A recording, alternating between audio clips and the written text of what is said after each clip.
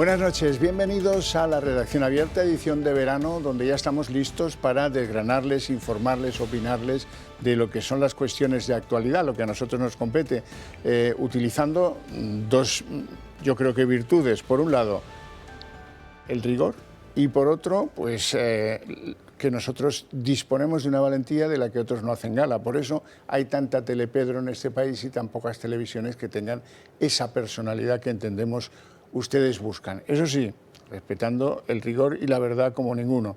Hoy vamos a hablar de muchas cosas, pero me vais a permitir que empecemos hablando de algo que puede ayudaros a resolver un problema cotidiano, un problema que dices, no me voy a librar nunca de todo esto. Hoy hemos visto los datos del IPC.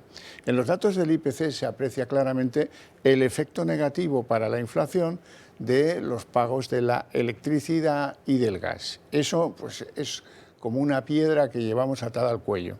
Ahora bien, empieza a haber soluciones para eso y para otras cosas, pero desde luego tienen que conocerlas en profundidad. Hoy tenemos con nosotros a don Ignacio Martín, muy buenas noches. Muy buenas noches. Que es director de marketing de Comunidad Solar. Y Comunidad Solar es un equipo de gente que están revolucionando la forma en la que accedemos a la energía solar en España, porque ya no hace falta con ellos eso de las pantallas en el techo, o a lo mejor si no tienes techo creías haberte quedado fuera de esto, pero ya no. Ignacio, por favor, ¿nos puedes explicar qué es el autoconsumo remoto con baterías? Claro que sí. El autoconsumo remoto con baterías, como bien indica el nombre, es consumir la energía que produces. Hasta la fecha teníamos pensado que solo unas pocas personas, que son el 20% de la sociedad, que puedan tener espacio suficiente como para instalarse las placas solares, podían tener ese beneficio de tener su propia energía hasta ahora, porque el autoconsumo remoto lo que hace es tener la energía propia en casa, pero en las placas, en vez de tenerlas en su tejado, las tienes en un parque solar a cientos de kilómetros junto con otras personas y otras empresas. Lo que hacen es la energía que transforma, que genera estas placas, se transporta a sus domicilios de la misma manera como si la tuvieran en casa, a coste cero, obviamente, porque son suyas, porque las han comprado. Consta en comprar una participación y a partir de ahí se le transporta a sus casas. Las baterías, ¿qué es lo que hacen? Como bien sabemos, la energía solar, España tiene una situación privilegiada en cuanto a la energía solar. Somos de los países que más luz emite de los rayos del sol en España y tenemos una situación ventajosa, ¿no? En este caso, lo que hacemos es transportar la energía desde las placas solares. Lo que pasa es que no es constante, ¿no? Porque dependemos de la luz solar. En este caso, las baterías lo que hacen es hacer que esta energía sea constante y aparte que sea más rentable. Estas baterías lo que hacen es acumular toda la energía posible cuando el precio de la luz es más barato, que suele ser desde las 10 de la mañana a 5 de la tarde, para después liberarlas y soltarlas a la red en las horas más caras, que son por la noche. Así mantienes la rentabilidad. ¿Qué tipo o qué perfil de consumidor, de usuario, puede beneficiarse más de esta solución que proponéis? ¿Y qué ahorro aproximadamente significa sobre la factura que viene a pagar un hogar medio? Mira, como decía, que el 20% puede acceder a tener placas solares, el 80% no tiene acceso a estas placas solares, es decir, el 80% de la población.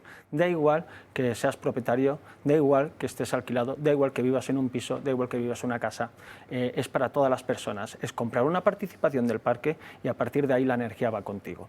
Y hablando de números, para poner un precio medio, ¿no? La factura de la luz de una familia media en España pueden ser entre los 60 y 70 euros. Mensuales. Mensuales. El coste de la energía, más o menos de esos 60-70 euros, son 35 euros. El resto son peajes, transporte, impuestos, etcétera, ¿no? Esos 35 euros esos 35 euros es el precio que pagas por la energía. En un año son 420 euros. En 10 años son 4.200 euros. En 40 años son 16.800 euros. La energía es un bien primario que no podemos dejar de consumir, no podemos vivir sin el teléfono móvil, no podemos vivir sin los electrodomésticos en casa. Por lo tanto, es un gasto que va a ser siempre fijo para el resto de nuestras vidas.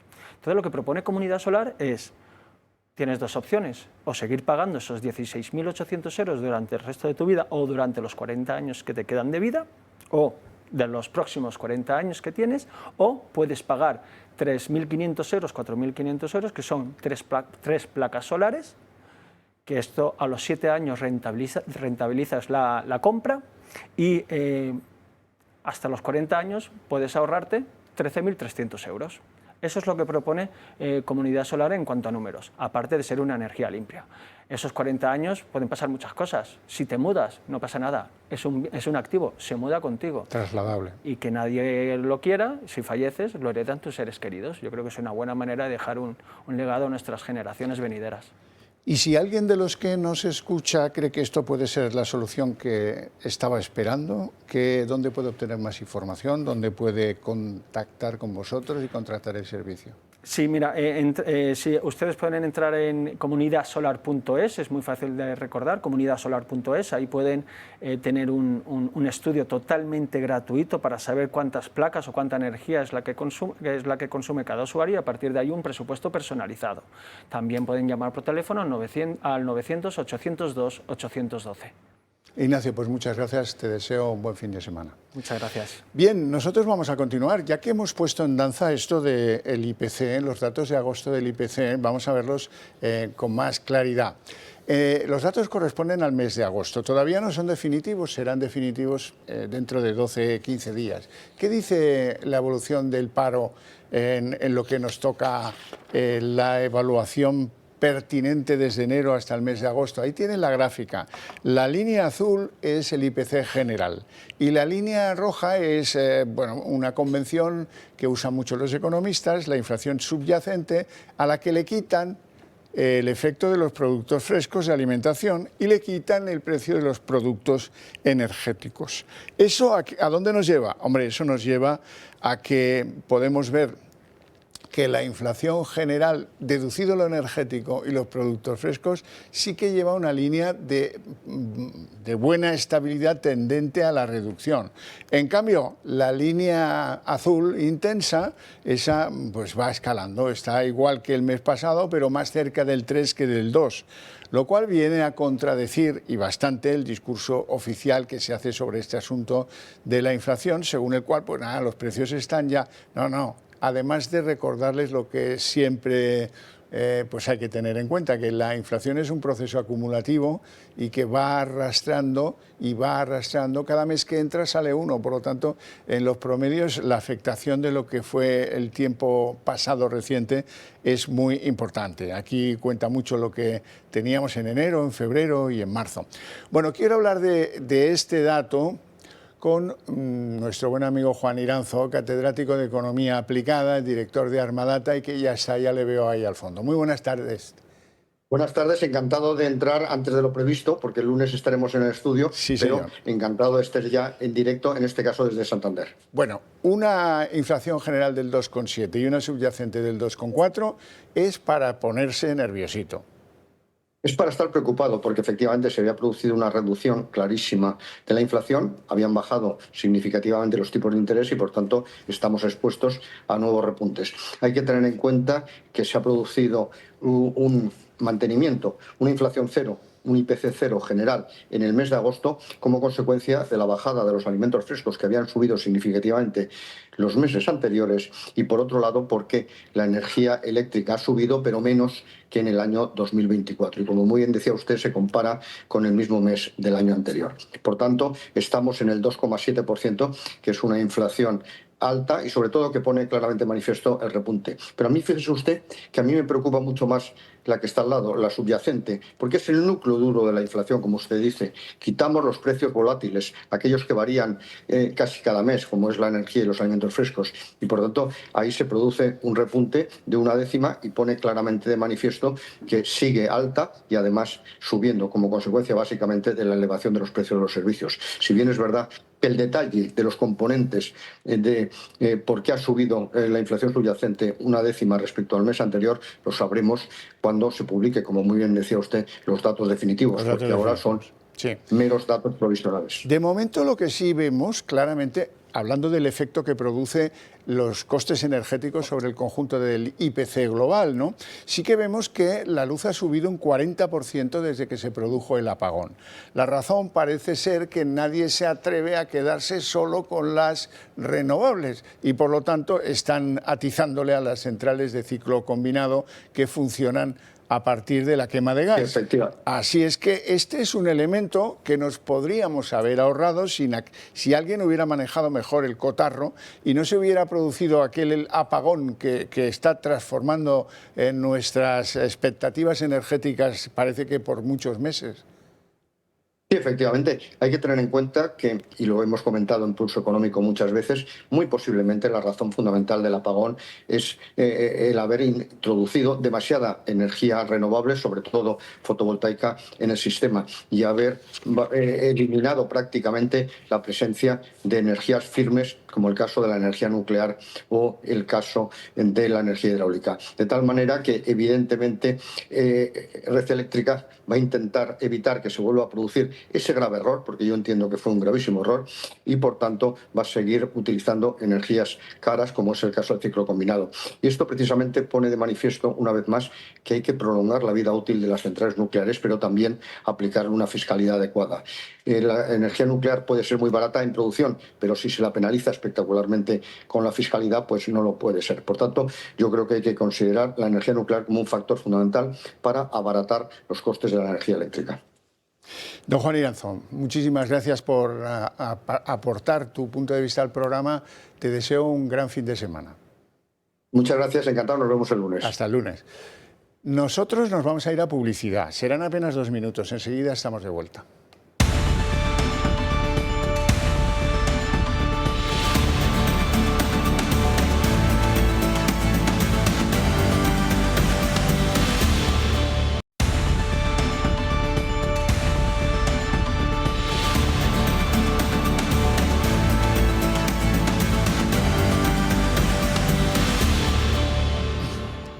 Y tenemos que hablar de incendios inexorablemente, aunque la situación va poco a poco mejorando. Las temperaturas ya no son la amenaza que fueron. Por ejemplo, en Galicia pueden decir ya que no tienen incendios, aunque en otros lugares todavía estén preocupados por las llamas. Les hablo del incendio de Fasgar, por ejemplo, que lleva más de 20 días en marcha, que fue incontrolable y que tampoco ahora se atreve nadie a hacer vaticinios sobre cuál es el momento en el que podamos decir que este incendio está en curso de extinción más pronto que tarde. En la misma comunidad, en Castilla y León, sigue activo el de Berlanga del Bierzo. Y hay que decir sobre este incendio de Berlanga del Bierzo que ha sido detenido un joven de 20 años por el incendio nivel 2 que obligó a desalojar esa población, Berlanga del Bierzo, y además parece que fue detenido porque un agente forestal le vio salir corriendo de una zona boscosa donde se habían generado diversos focos de incendio. Bien, esto es lo que, digamos, da de sí. Hay algún incendio en el sur, en Andalucía, en Almería concretamente, bueno, pero la cosa parece que remite o parece que no es tan grave. Lo que a algunos nos parece un poco llamativo es que el Gobierno haga un anuncio sobre las ayudas que va a prestar a los que hayan perdido su vivienda o sus explotaciones de las que vivían, ¿no? Parece que los que hayan perdido su casa en los incendios podrían recibir ayudas de hasta 15.000 euros. Lo que nadie dice es cuándo. Y esto es bastante lo que empieza a ser sospechoso del Gobierno Sánchez. Lo digo por el volcán de Canarias, o lo digo por la Dana, donde apenas falta por repartir el 62% de las ayudas ofrecidas por el Gobierno Sánchez. Bueno, hoy la verdad es que esto se ha politizado en extremo y la verdad es que mientras la izquierda va a la caza del presidente del PP de la comunidad que sea, en este caso Alfonso Fernández Mañueco, el de la Comunidad de Castilla y León, en otros casos han sido otros, la cuestión es que hoy tocaba dar explicaciones en la Junta de las Comunidades de Castilla y León. Y ahí ha ido el presidente Alfonso Fernández Mañueco. ¿Y qué es lo que hemos podido ver antes de que iniciara su Parlamento en la Cámara Legislativa de Castilla y León? pues que le abucheaban, le gritaban, le hacían todo tipo de imprecaciones. Vamos a escucharlas un poco.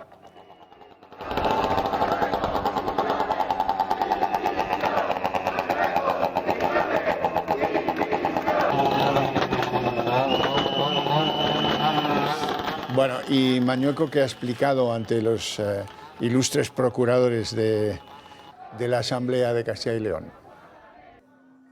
Nos hemos centrado en el minuto 1 en lo que teníamos que hacer: trabajar para vencer el fuego, proteger a las personas y articular la recuperación. Nos hemos enfrentado a una situación nunca vista.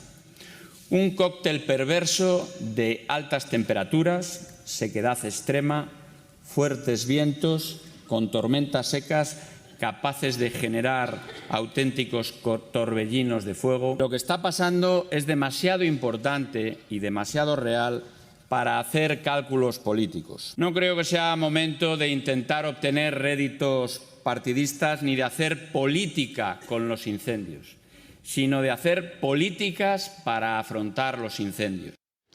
Bueno, vamos a hablar de un tema muy importante, y es la credibilidad de las informaciones públicas que se nos ofrecen, en este caso por el Ministerio del Interior.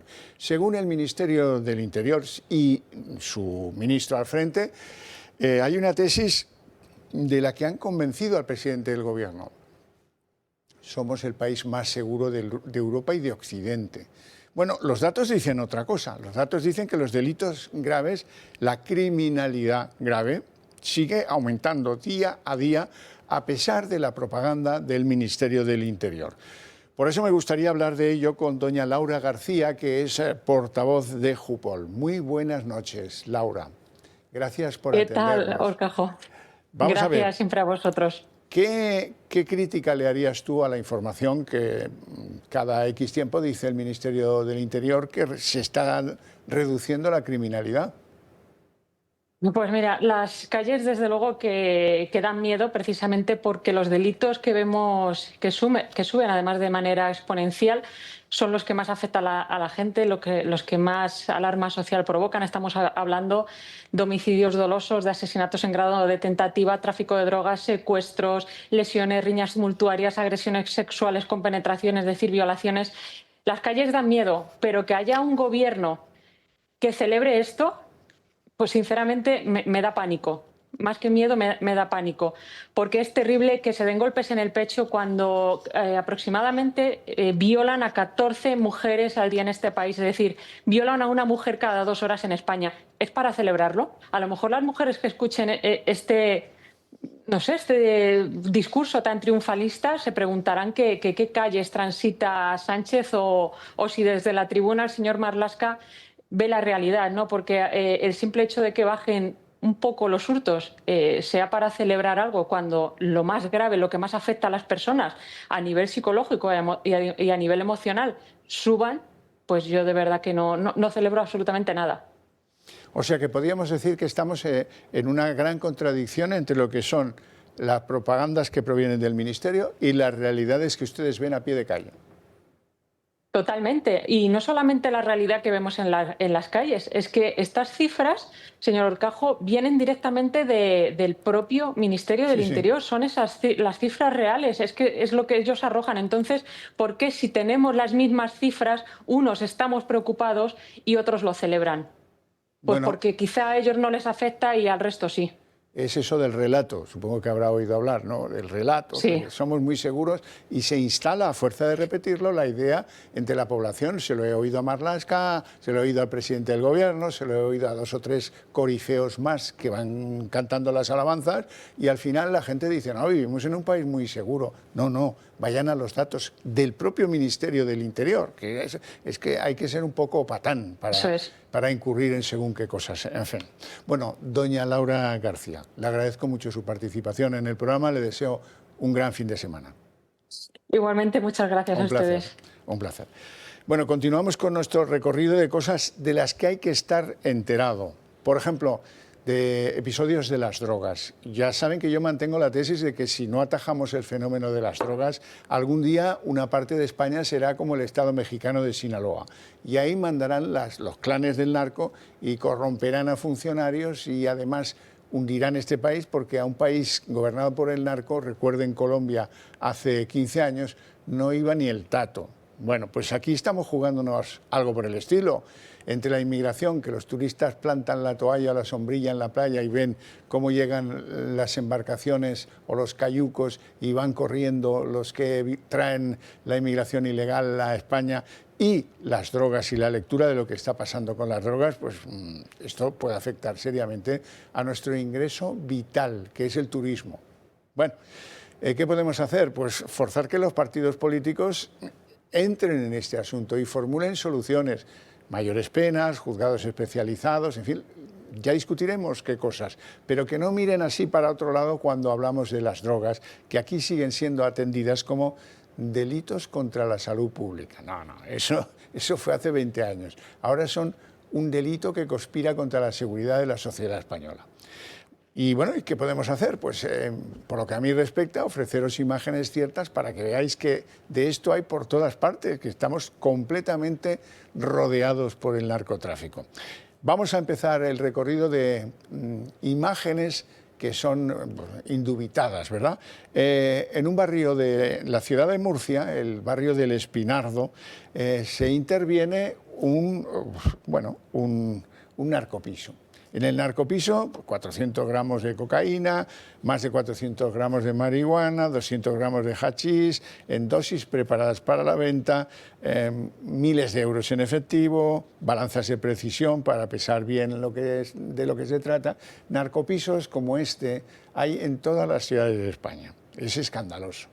Y supongo que depende de los vecinos que se la quieran jugar y quieran denunciarlos, el que la policía y la Guardia Civil puedan ir interviniéndolos y cerrando. Como digo, 2 detenidos. Ahora sí, estos 2 detenidos van al juzgado. En el juzgado dicen, bueno, ya les llamaremos para juicio, salen en libertad con algún carguillo de nada. Pues mañana por la mañana están montando otro narcopiso en otro lugar y continuando con esta historia de la droga que es tan jugosa en términos de beneficios. Bueno, vamos a otra de las facetas, que es cómo llega a España la droga, ¿no? Y si ustedes se preguntan cómo llega la droga a España en tal abundancia que permite tantos y tantos negocios, pues miren, ahí ven la detención de 2 tripulantes de un barco pesquero que llevaban a bordo 1.824 kilos de hachís y que iban camino de Isla Cristina. Antes de llegar fueron intervenidos cerquita de la desembocadura del Guadiana. Bueno, pues con estas imágenes yo creo que día a día se las vamos enseñando para ver si entre todos forzamos un cambio en la relación que tenemos con la droga como un elemento perturbador de nuestra vida en sociedad. Bueno, dejando las cosas que pasan en este país, vamos a los territorios de la política, porque muchos se preguntan ¿qué le espera a Sánchez cuando vuelva de vacaciones, ahora en Andorra, pero antes en La Mareta, etcétera, etcétera? Pues nos lo cuenta Magalí Bujía. Tras las vacaciones de Pedro Sánchez en Andorra, al presidente le espera una auténtica cuesta judicial y política. El lunes 1 de septiembre el gobierno tiene previsto levantar el telón de la nueva temporada política, pero lo hace con un horizonte cargado de citas judiciales que marcarán la agenda del mes. El viernes 5, el fiscal general del Estado, Álvaro García Ortiz, procesado por el Supremo, será quien inaugure el curso judicial en el Tribunal Supremo, en presencia del rey. Una imagen que el gobierno insiste en mantener pese a las críticas. El jueves, el 8, Leire Díaz también tiene su comparecencia por la causa Cerdán. También tenemos el día 11, donde es la cita más delicada. Begoña Gómez, esposa del presidente, está llamada a declarar por presunta malversación. Su defensa ha podido aplazarse tal vez, pero aún no se sabe, no se ha pronunciado esta cita todavía. Entre tanto, la UCO ultima un informe que podría salpicar a figuras claves del Ejecutivo. El ministro Ángel Víctor Torres y la presidenta del Congreso, Francina Armengol. Y en el trasfondo, el caso Cerdán, la destitución y el encarcelamiento del exsecretario federal del PSOE sigue proyectando una larga sombra sobre Ferraz, donde también resuena el nombre de, Leire Díaz, ya mencionada anteriormente. También tenemos que arranca bajo el gobierno una gran presión. Están acorralados por los tribunales y con demasiadas incógnitas abiertas que pueden condicionar toda la agenda política de este otoño. Esto es lo que le espera al figura, a Pedro Sánchez, pero a los que tengan hijos en edad escolar les espera otro tipo de cuadro también bastante dificultoso.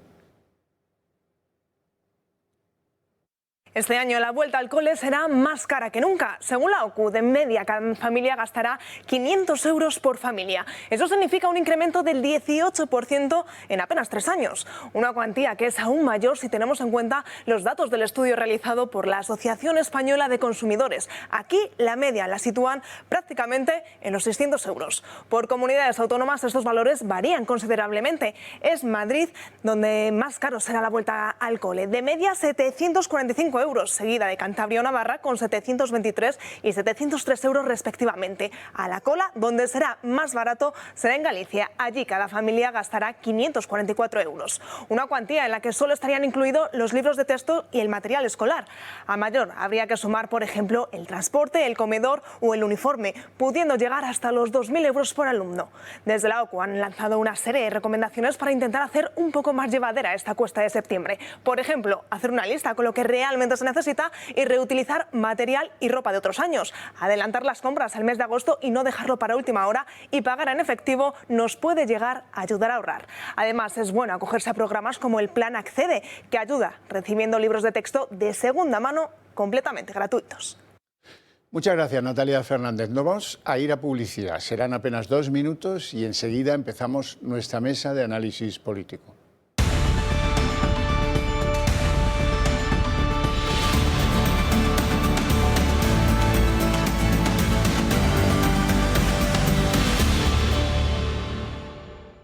Bueno, vamos con nuestra mesa de análisis político. Lo primero, como mandan los cánones, es presentar a nuestros invitados. Doña Mónica López, jurista, muy buenas noches. Muy buenas noches, ¿qué tal? ¿Todo bien? ¿Todo bien? ¿El verano bien? Muy bien, no me puedo quejar y es un placer estar de vuelta aquí en el Toro TV. Pues nada, muchísimas gracias.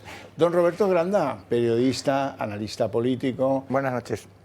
Bueno, ¿usted qué? Viene hasta moreno. Sí, y eso que estuve en Asturias, pero a veces hasta hace sol. De ahí la extrañeza. Bueno, vamos con el tajo, que tenemos bastante materia.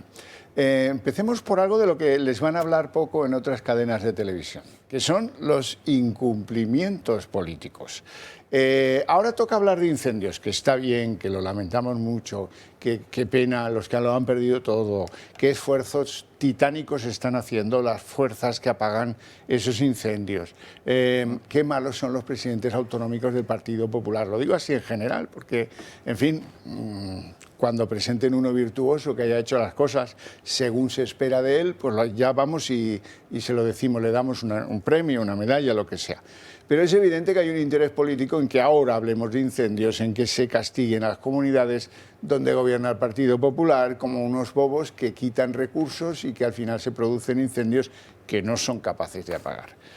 Otra cosa es cuando escarbas y conoces la realidad y ves que hay reuniones en Extremadura en las que le dicen los representantes de los apagafuegos públicos, le dicen a la señora presidenta de Extremadura: mire usted, no tenemos más medios. Pero claro, esto nos sirve hoy como ejemplo para que vean ustedes cómo nos conducen en términos de opinión pública las cadenas de televisión que yo llamo frecuentemente telepedros. En cambio, otras informaciones sobre temas que nos han angustiado antes y que nos siguen angustiando ahora, como la Dana, porque empezamos a entrar en tiempo de danas en el Mediterráneo. El mes de septiembre es el mes de las danas tradicionalmente, eso no cambia nunca. En cambio, sabemos, por un lado, oiga, que es que en 10 meses no han acometido las obras de mejora del saneamiento público que afectaron a todas las poblaciones de la Dana. ¿Qué están esperando? ¿Qué están esperando? ¿Que llegue el lodo otra vez? ¿Que lo anegue todo el lodo? También hemos conocido que el 62% de las inversiones previstas, ayudas a los damnificados por la Dana, no se han entregado, no se han repartido. Esto suena ya a un escándalo del tipo del volcán de La Palma. En fin, todo eso va a ser nuestro primer escenario de la noche. 10 meses después de la Dana, no se han podido abordar las principales obras para reformar y mejorar el alcantarillado dañado tras la riada del pasado 29 de octubre. Es el resultado de la dejadez del Gobierno a la hora de tramitar los expedientes de los ayuntamientos sobre los daños en la red de canalizaciones. La temporada de lluvias está prácticamente encima y volverá a poner en jaque de nuevo a la Comunidad Valenciana. Los vecinos de la zona cero de la Dana saben de sobra que el alcantarillado, en el estado en el que está ahora mismo, no puede absorber con eficacia grandes precipitaciones. Lo han comprobado con las lluvias de este verano, donde en localidades como Benetúser, Alfafar, Sedaví o Catarroja han tenido numerosos problemas con las lluvias registradas en julio. Vieron cómo sus calles se inundaron rápidamente e incluso cómo las aguas fecales subían por los desagües hasta la primera planta de muchos edificios. La desidia del Gobierno de Sánchez ha provocado que, a pesar de habilitar 417 millones de euros en ayudas, estas no se pueden tramitar ni aplicar porque el Ejecutivo no ha finalizado el análisis y aprobación de los expedientes para arreglar los desperfectos que remitieron los ayuntamientos. Los plazos burocráticos están provocando que sea imposible arreglar elementos clave para hacer frente a las inminentes lluvias de los meses después del periodo estival. Errores que, aun conociéndolos, no se evitan, como el que ha reconocido por primera vez el jefe de climatología de la EMET en la gestión de la Dana. Es evidente que todo el sistema se ha visto dañado, ¿no? Tampoco voy a decir que nosotros lo hemos hecho muy bien, en fin, hay que analizar el sistema en conjunto, y la realidad es que hubo 228 muertos. Una piedra más en el camino que se suma a las ayudas que el Gobierno prometió y no han llegado. Los valencianos aún no han visto el 62% de las ayudas que Sánchez garantizó después del desastre. Tremendo, ¿no? Mónica López. Sí, efectivamente. Es una vergüenza ver cómo tras 10 meses que han pasado desde estas terribles riadas, aquí no han llegado ayudas y la situación sigue prácticamente igual. Pero también es verdad que nos sorprende, ¿no? Es decir, ya hemos visto cómo sigue habiendo españoles que siguen viviendo en contenedores tras la erupción del volcán en La Palma. Hemos visto cómo ahora con los incendios pues parece que va a haber una situación similar, y a mí lo que me gustaría saber es, cuando estamos en uno de los momentos con mayor recaudación de impuestos en España, ¿dónde está yendo todo ese dinero? Porque lo que sí que sabemos es que toda esta pobre gente que lo ha perdido todo, la cuota de autónomos la tiene que seguir pagando, tienen que seguir viviendo como puedan, tirando con sus negocios, pero no tienen una ayuda real. Y a mí también lo que me gustaría saber es por qué vemos como, por ejemplo, se envían aviones con materiales y con ayudas a Gaza, y para nuestros propios compatriotas, para nuestros vecinos, para los españoles no hay recursos. Roberto. Esto es sintomático de muchas cosas. Yo creo que la degradación de un país también se ve en aspectos como en estas tragedias, que antes ocurría una desgracia y al menos tenías la certeza, sabías de que alguna ayuda iba a llegar, alguien llegaría. Ahora ya no. Ahora lo más probable es que pienses, me voy a tener que buscar la forma de sobrevivir, porque es que aquí, si al gobierno le interesa que no llegue, no va a llegar nadie. Como pasó en Valencia, por ejemplo, que estuvieron 3 o 4 días hasta que los primeros que llegaron eran unos bomberos franceses, o sea, llegaron desde Francia. Y la gente está tirada, quedó tirada en el volcán.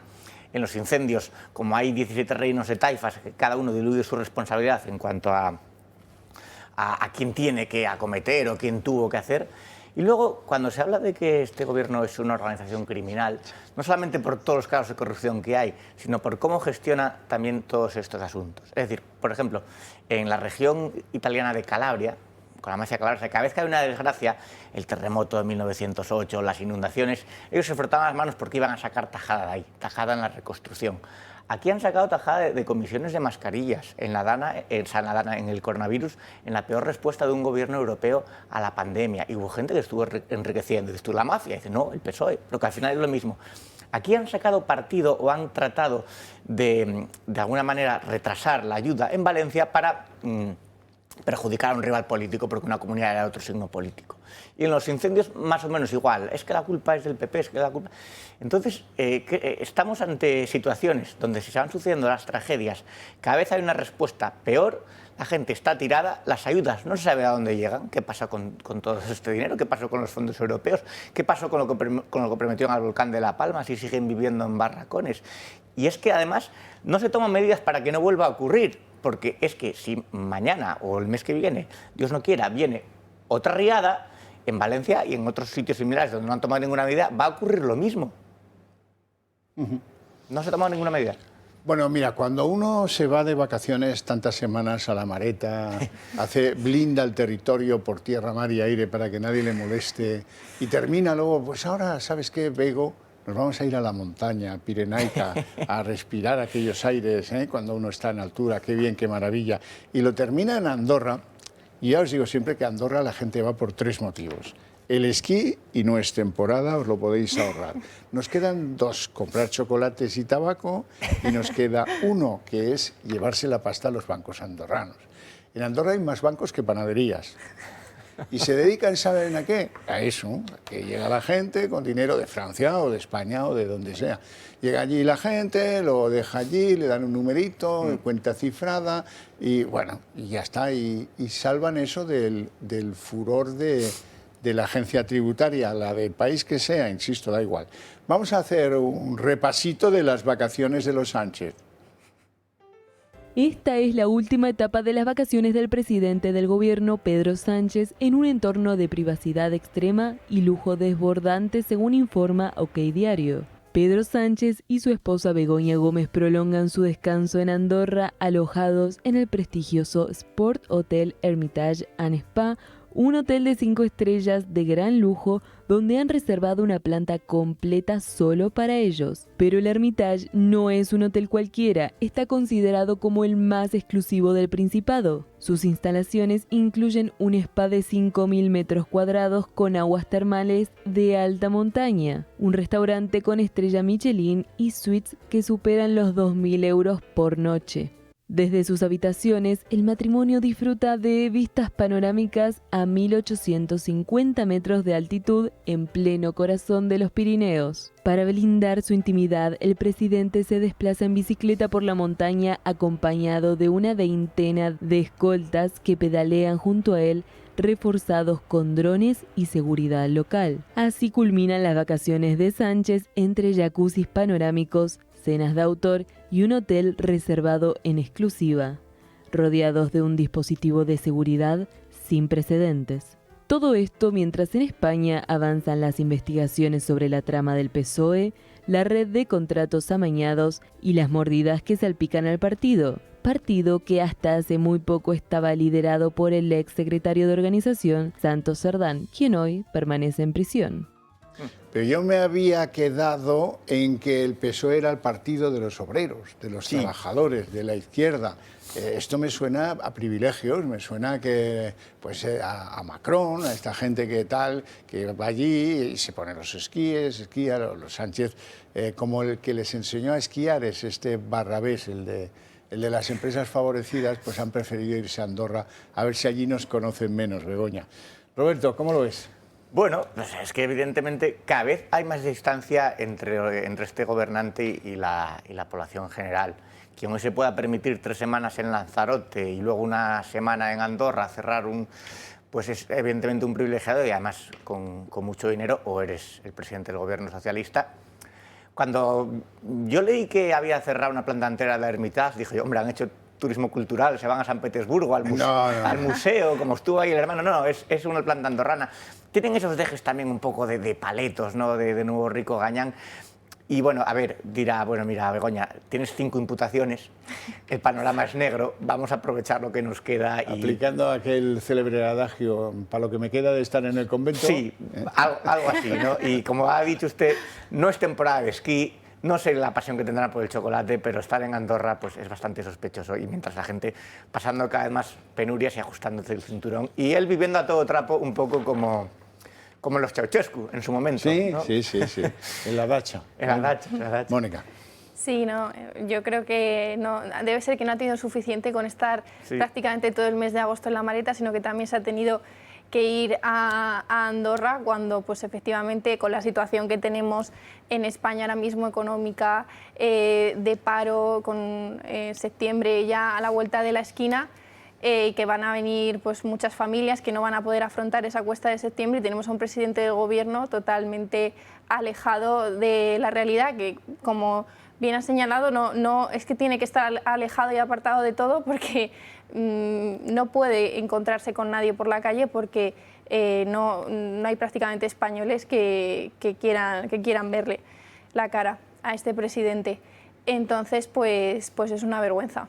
Claro, tanta seguridad no es para protegerle a él de la gente, es para proteger a la gente de Sánchez. A los andorranos del presidente español, ¿no? Sí, porque... Bueno, prosigamos.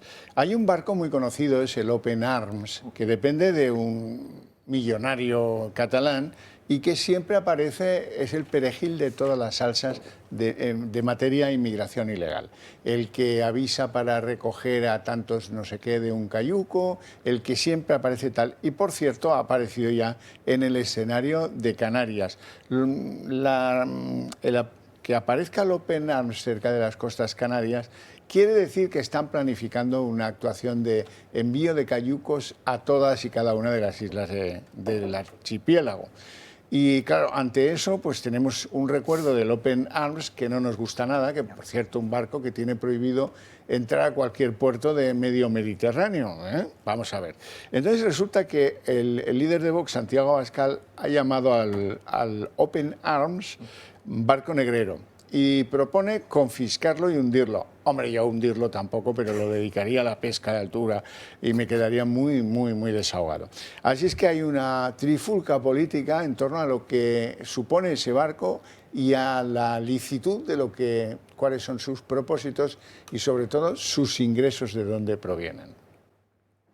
La polémica está servida. Hace unas horas, Santiago Abascal escribía este mensaje en su cuenta de X, calificando el buque del Open Arms como un barco de negreros y pidiendo que fuera confiscado y hundido. Unas palabras que han desatado una lluvia de críticas. El presidente canario no ha tardado en cargar contra el líder de Vox. Cuando yo escucho esas declaraciones me llenan de indignación, porque la falta de humanidad, la indecencia y la inmundicia de ese tipo de declaraciones yo creo que definen al personaje, ¿no?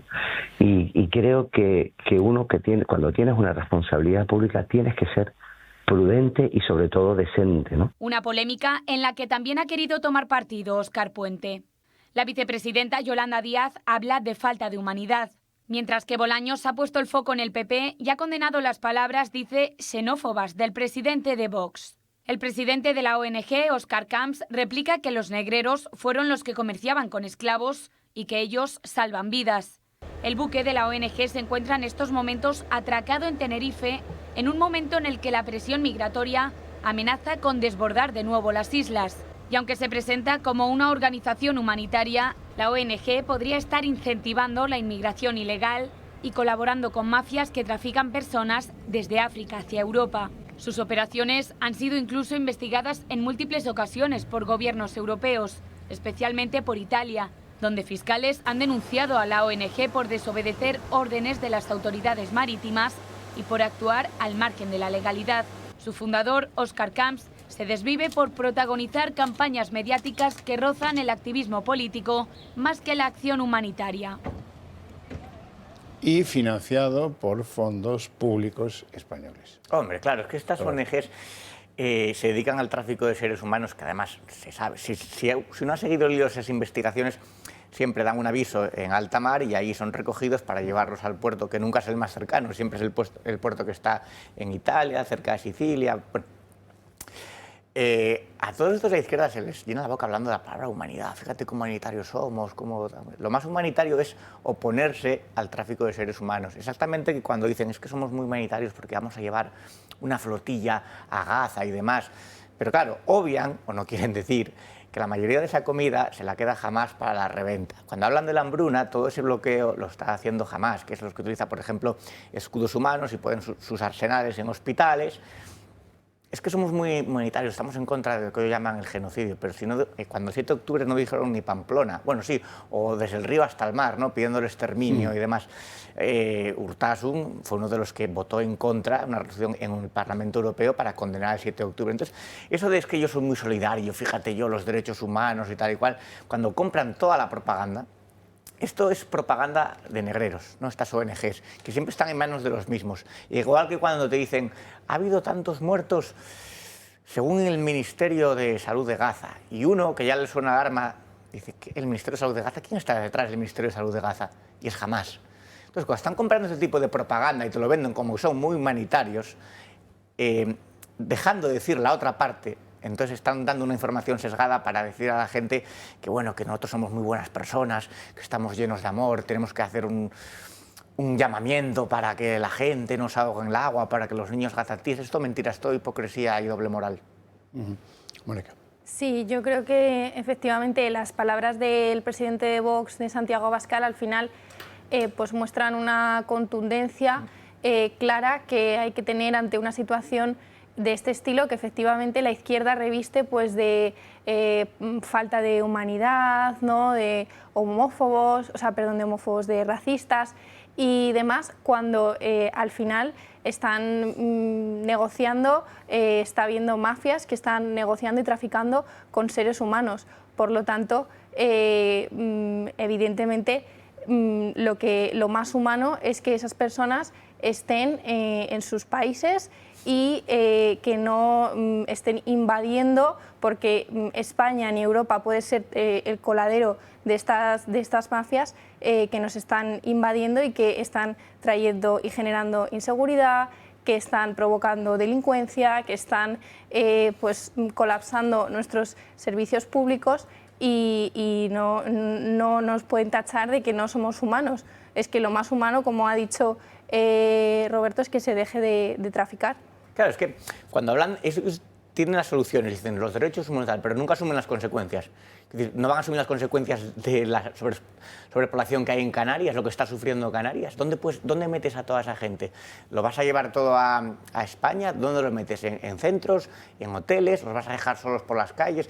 Es que es muy fácil hablar siempre con palabras, con eslóganes, es que esto está, ningún ser humano es ilegal. Vale, muy bien, como decía Rejón, solo sí es sí, y luego decía, ya, pero es que por la vida no se va con eslóganes, ¿no? No, ningún ser humano es ilegal, lo que hay son formas ilegales de entrar en un país y sobre todo de estar. Entonces, cuando llenas, o sea, Canarias está saturada, hay zonas de España que están saturadas, hay zonas en Cataluña, en Andalucía, en Murcia, en el País Vasco, en el que han subido tanto los delitos y los crímenes, y muchos de índole sexual, que están intentando taparlo como sea, ¿no? Siempre hay noticias en las que más o menos te lo tratan de ocultar. Claro, y que volvemos a lo mismo, que al final están en hoteles, están en centros donde se está destinando miles y miles de euros para que puedan estar ahí ocupando esas plazas, y los españoles que acaban de perder su vivienda en un incendio y los que siguen esperando ayudas de la Dana y los del volcán de La Palma. Entonces también tenemos que mirar primero por lo nuestro, por los españoles,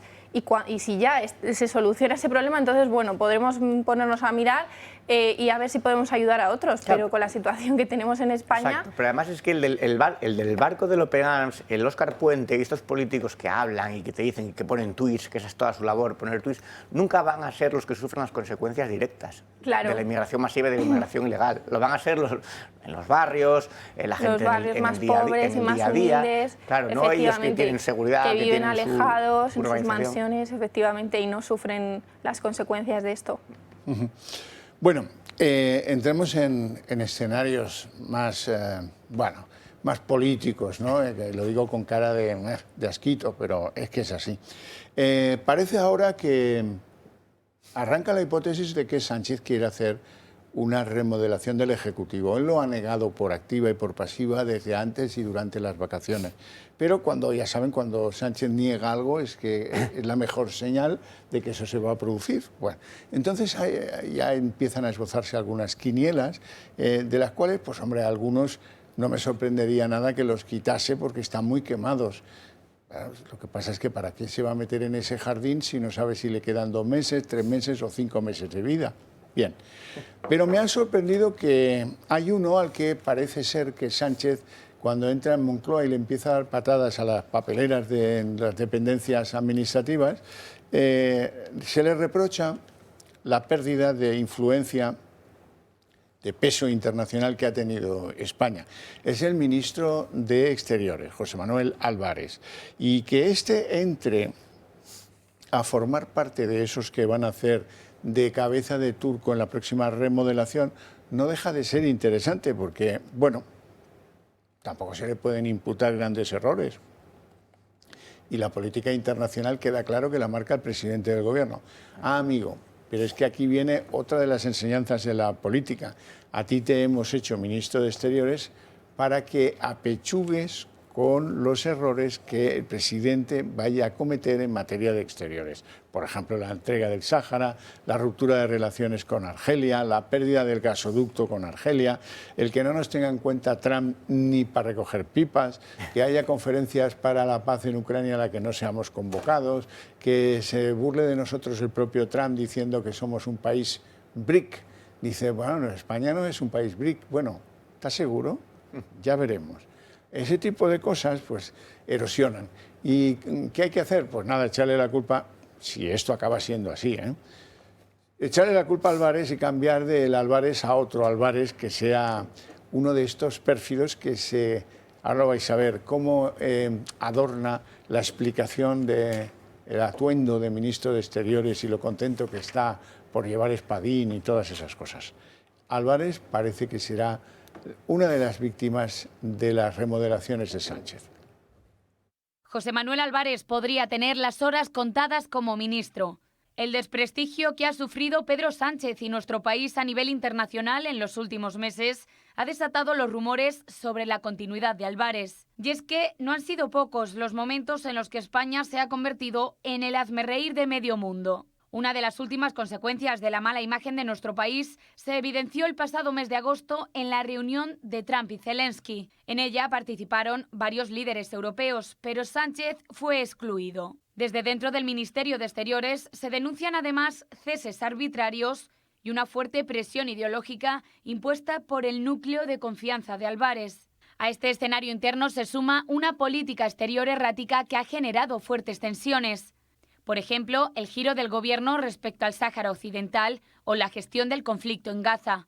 Álvarez fue uno de los primeros ministros europeos en sugerir públicamente que Israel podría estar cometiendo crímenes de guerra. Pero en Bruselas la situación tampoco mejora. La reciente confrontación con la alta representante de la Unión Europea por el intento de imponer a Marcos Alonso como embajador ante Naciones Unidas también ha generado fricciones y ha dejado a España debilitada. La última consecuencia del desprestigio se vivió hace tan solo unos días, y es que Estados Unidos ha excluido a nuestro país de su ofensiva contra el narco venezolano, ofensiva en la que sí participan otros países europeos. Y es que las polémicas rodean a Álvarez hasta en su núcleo familiar. Su pareja libanesa también ha estado en varias ocasiones en el centro de la polémica.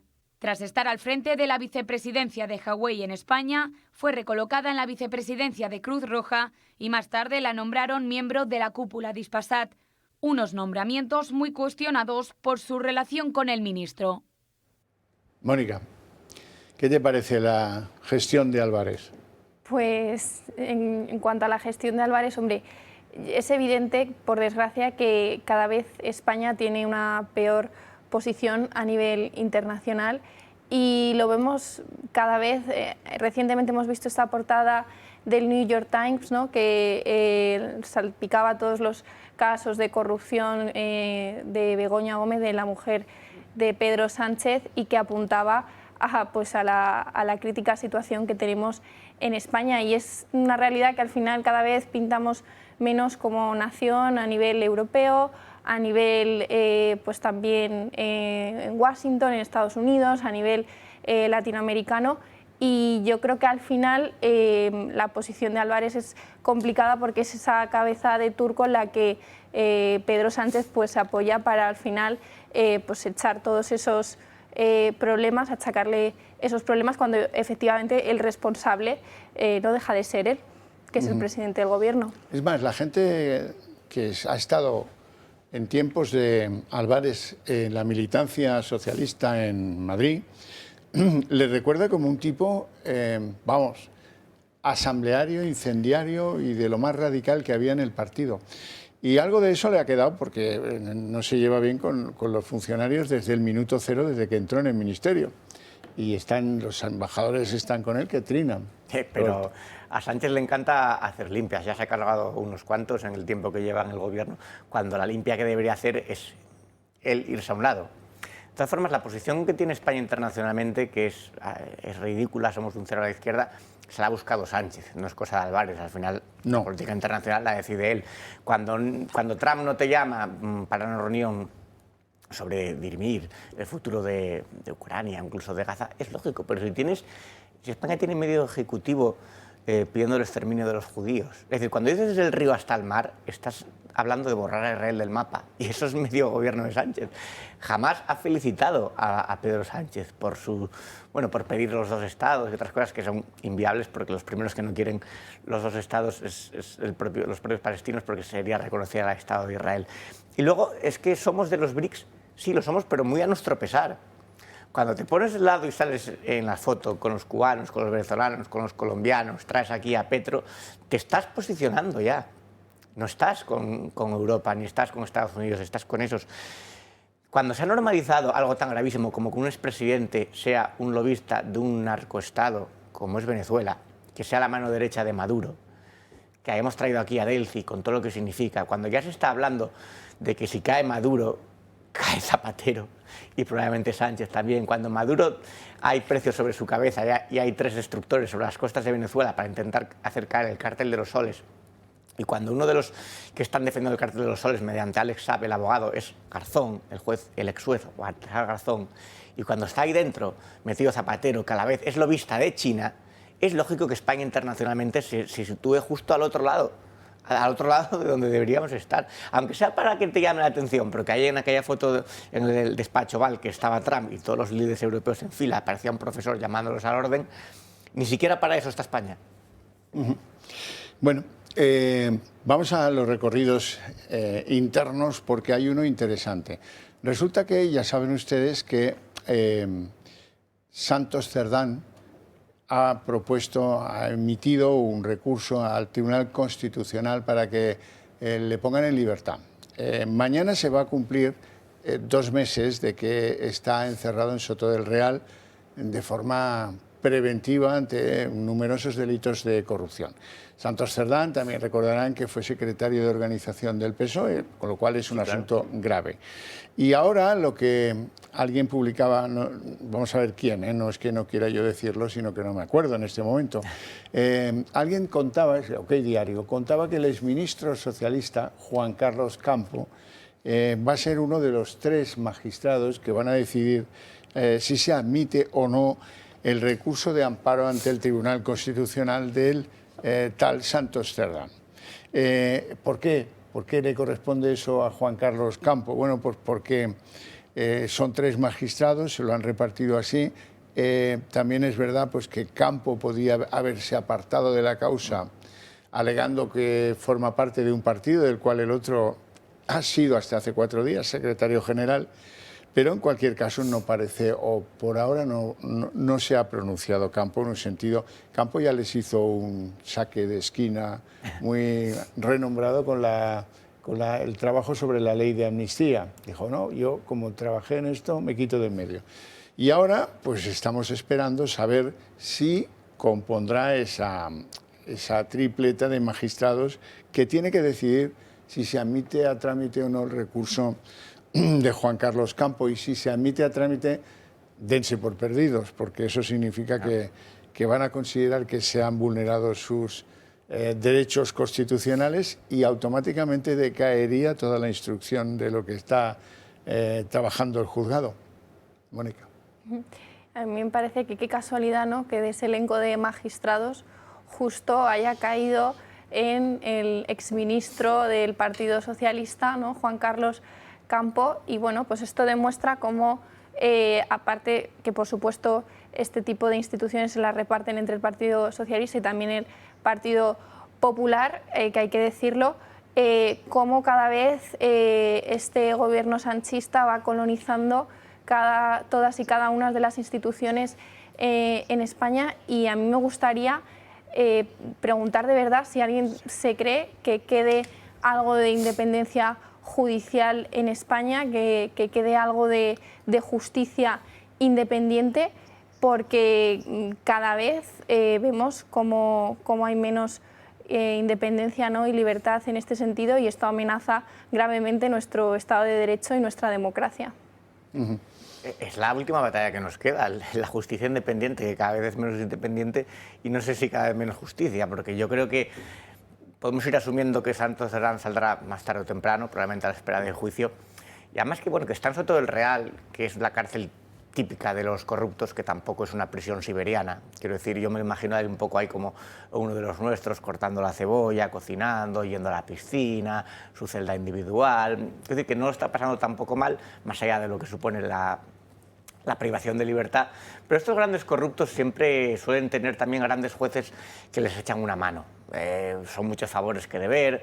Es un tío que ha tenido mucho poder, secretario general del PSOE, del Círculo de Sánchez, los 5 del Peugeot, etc. Entonces, bueno, a ver en qué queda eso, pero lo que da la sensación es que la política está cada vez más enfangada de este tipo de sujetos o de este tipo de individuos, y cada cierto tiempo, periódicamente, volvemos a tener casos de corrupción del PSOE, socialistas entrando en la cárcel, gente que va a despedir a la cárcel a los socialistas. Acordamos aquel abrazo de Felipe González y tal. Entonces, esto es como el día de la marmota continuamente, y dices tú, bueno, otra vez, pues en Soto del Real pues harán una ampliación o tendrán un pabellón únicamente para gente del PSOE, no lo sé, pero como ya digo, yo creo que podemos ir asumiendo que estará en la calle a la espera de juicio o los cargos que le caigan, pero no creo que esté mucho tiempo más ahí.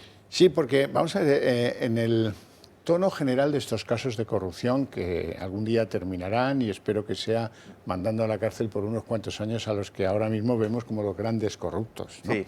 Pero no, me tenéis que reconocer que la materia, la masa del horno de esos casos de corrupción, quitando lo de las mascarillas cobrándolas, todo lo demás es más viejo que el hilo negro. Todo lo demás suena anticuado. Sí. Desde los puticlubs del uno a los dedazos en favor de las sobrinas del mismo uno, a todo el cobro a las compañías constructoras en adjudicaciones de obra pública. Pero vamos a ver, oiga, si esto es de los años 70. Oye, un poco de tecnología, de inteligencia artificial, Santos Cerdán. Bueno, pues no, ellos estaban en el arao, y el arao de mano, nada de tractor. Por eso digo que parece el día de marmota, o sea, pelotazos inmobiliarios, malversación, tramas de prostitución, tráfico de influencias. Esto es el ABC de la corrupción en España. Que algún día saldrá, porque a verla hayla. Claro. Sí, y eso, la única verdad fue lo de las mascarillas, porque hubo una pandemia que no habíamos recibido nunca antes, y además se robaron también. Sí, hombre, es que en España innovar en materia de corrupción tampoco es sencillo, ¿eh? No, pero con todos los corruptos que hay... Fíjate, hace un par de años miré cuántas causas quedaban en los juzgados contra políticos de PP, del PSOE, de PNV, que también hay, o de Convergencia, me da igual. Causas municipales de líos inmobiliarios, y me salían como 700. Fíjate que eso, algunas son antiquísimas. Es otra de los asuntos a los que jugamos. Tú demora, que luego ahora con las nuevas leyes de la justicia van a decir, bueno, esto ya se pasó este arroz, ¿no? No vamos ahora a condenar a uno que no nos acordamos ni qué cargo tenía. Es que municipales quiere decir que hasta cualquier concejal de pueblo, cualquier ayuntamiento pequeño, la gente se cree Al Capone.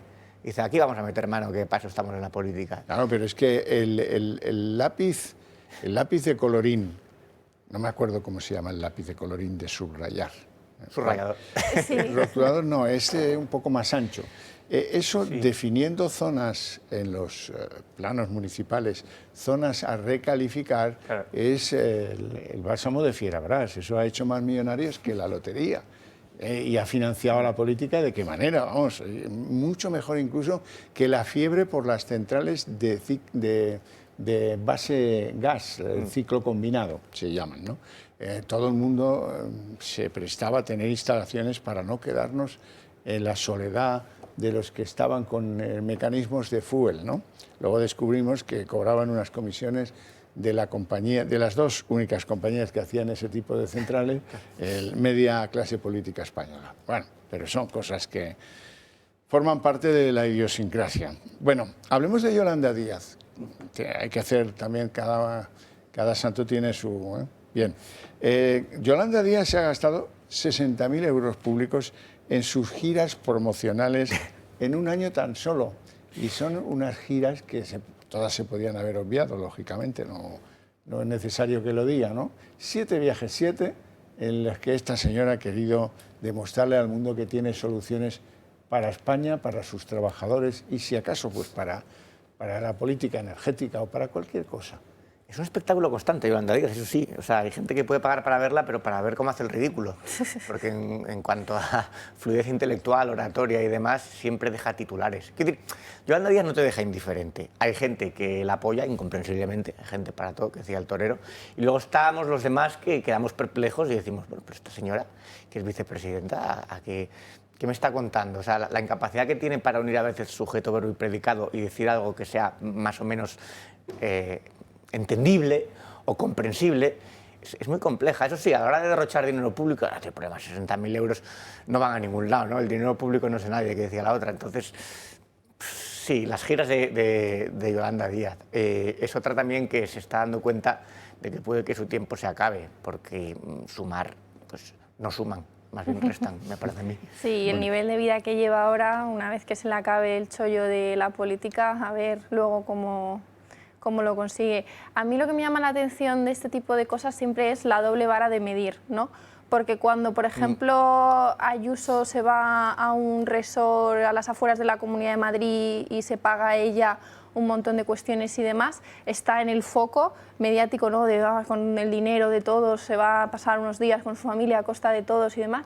Y cuando pasa con Yolanda Díaz, debe ser que a los suyos les parece bien que todo ese dinero público se destine a eso siempre este tipo es la doble vara de medir. Ya puedes contar con ella de saque en cualquier cosa, circunstancia la que fuera, da igual. Saber a lo que se va a dedicar Yolanda Díaz después es complicado también, porque no hay nada mejor que ir a preguntar a los sitios donde eres. Tú vas a la ciudad de alguien, al pueblo, preguntas a los vecinos y te dirán cosas. Pues a Yolanda Díaz, donde la conocen, que es en el pueblo donde nació, no la vota nadie. En el Ferrol. Claro, no ha sacado votos. En un pequeño pueblo coruñés tampoco ha tenido voto. Entonces dicen, bueno, ¿cómo vamos a votar a esta señora si todos sabemos quién es ella, quién era su padre, a lo que se dedicaban, etcétera, y que no vale para la política? Hombre, valdrá para gastar dinero público y para decir muchas tonterías y para darse rumacos como Erchez Purúa, como lo vimos en el Congreso, que se agarraba así de la carita y demás. Para eso sí. Bueno, decías tú que vive de la política y que no va a hacer nada para debilitar siquiera o para exigir actuaciones directas del gobierno de Pedro Sánchez, y es verdad. Pero no solo es ella la que está en esa circunstancia, porque bueno, en fin, los de Junts y los de Esquerra a veces se ponen gallitos, pero ya están preparando cómo hacerles la cunita. Luego hablaremos de cómo les van a hacer la cunita para que se sientan cómodos y continúen apoyando a Sánchez con independencia de que haya o no presupuestos. Pero vamos a empezar con Otegi, el de Bildu, Otegi el hombre de paz que decía Zapatero. Bueno, pues Otegi está entregado a la causa del sanchismo. Dice que nada hará que apoye con su formación los presupuestos de Sánchez y lo que Sánchez le venga a proponer. Claro, ¿dónde va a estar mejor Otegi que con Sánchez? Bueno, vamos a escucharle. No tememos el adelanto electoral. No sabemos si se va a producir o no, porque eso es algo que no está en nuestra mano, pero no tenemos ningún temor. Es decir, nosotros, frente a un posible adelanto electoral, tenemos, y me das la oportunidad de volverlo a explicar, una propuesta clara. Nosotros planteamos que si hay elecciones generales españolas adelantadas, las reconvirtamos en unas elecciones que permitan al pueblo vasco de los 4 territorios expresar su voluntad nacional y democrática. Nosotros acudiremos a la negociación presupuestaria con toda la voluntad del mundo. Es decir, todo el mundo sabe que nosotros no tenemos ningún interés en que la derecha y la extrema derecha gobiernen el Estado español.